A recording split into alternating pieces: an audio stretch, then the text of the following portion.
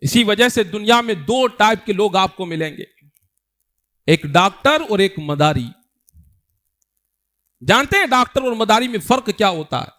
مداری انسان کی خواہشات کو پروان چڑھاتا ہے اور خواہشات کو دیکھتا ہے، ڈاکٹر انسان کی ضرورت کو دیکھتا ہے، اس کی خواہشات کو نہیں دیکھتا۔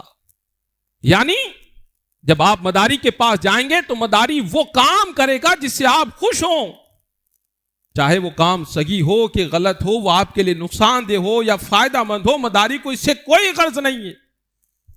وہ تو یہ دیکھے گا کہ آپ اس بات سے خوش ہو رہے ہیں، وہ کرے گا۔ آپ تالیاں بجا رہے ہیں، وہ اور کرے گا۔ آپ پیسے ڈال رہے ہیں، وہ اور کرے گا۔ اور ہم اس مداری کی ان حرکتوں پر بڑے خوش ہوتے ہیں، بڑی اس کی تعریفیں کرتے ہیں کہ کیا اس نے کھیل دکھایا، کیا اس نے کام کیا، لیکن نتیجہ کوئی اس کا نہ تو دنیا کا فائدہ نہ آخرت کا فائدہ، الٹا آخرت کا نقصان اور دنیا کے اندر اس کے وقت اور پیسے کا نقصان۔ دوسرا ہوتا ہے ڈاکٹر، جو انسان کی خواہشات نہیں دیکھتا، اس کی ضرورت دیکھتا ہے کہ اس کی ضرورت کیا ہے۔ اگر ضرورت ہے کہ اس کے بدن کو چیرنا ہے تو وہ چیرتا ہے، چاہے تکلیف ہو۔ انجیکشن لگانا ہے تو انجیکشن لگائے گا، چاہے مریض کتنا بھی تڑپ لے۔ اگر ڈرپ چڑھانی ہے تو وہ چڑھائے گا۔ کھاری اور بے سواد کی جو دوائیاں ہیں اگر مریض کو کھلانی ہے تو وہ کھلائے گا۔ اسے بھوکا رکھنا ہے تو وہ رکھے گا۔ اسے اگر سادہ کھانا کھلانا ہے تو وہ سادہ کھانا ہی کھلائے گا، چاہے مریض کتنا بھی مرغ مسلم کی مانگ کر لے، چاہے شوگر کا مریض کتنا بھی میٹھے کی مانگ کر لے، چاہے وہ ڈاکٹر کو کتنا بھی کچھ لالچ دے دے، ڈاکٹر ہمیشہ اس کی ضرورت کو دیکھے گا، اس کی خواہشات کو نہیں دیکھے گا۔ علماء، ائمہ، مبلغین، دین کے دائی، یہاں تک کہ ہماری یہاں کی جو انجمن ہے وہ بھی آپ کے لیے ایک ڈاکٹر کا درجہ رکھتی ہے، جو آپ کی صرف ضرورت کو دیکھتی ہے، آپ کی خواہشات کو نہیں۔ اور پھر نتیجہ کیا ہوتا ہے ہم خود دیکھتے ہیں۔ جو ہماری ضرورت کی پرواہ کرتا ہے، ہمارے مستقبل کو دیکھتا ہے، ہم اسے گالیاں بھی دیتے ہیں۔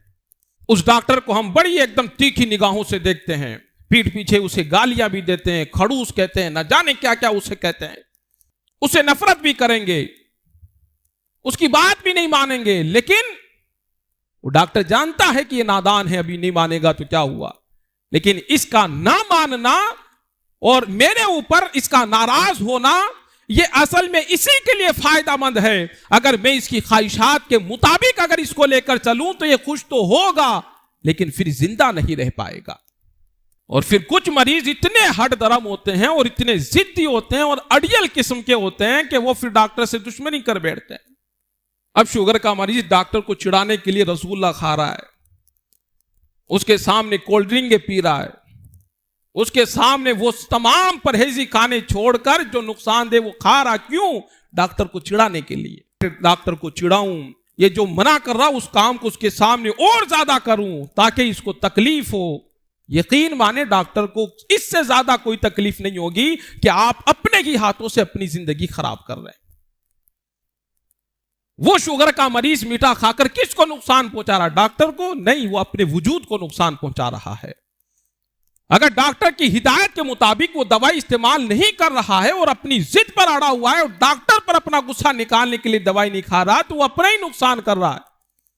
وہ اگر اپنا علاج نہیں کروا رہا ہے تو وہ اپنا نقصان کروا رہا ہے، وہ اپنا آپریشن نہیں کروا رہا ہے تو اپنا ہی نقصان کروا رہا ہے، ڈاکٹر کا کوئی نقصان نہیں ہے۔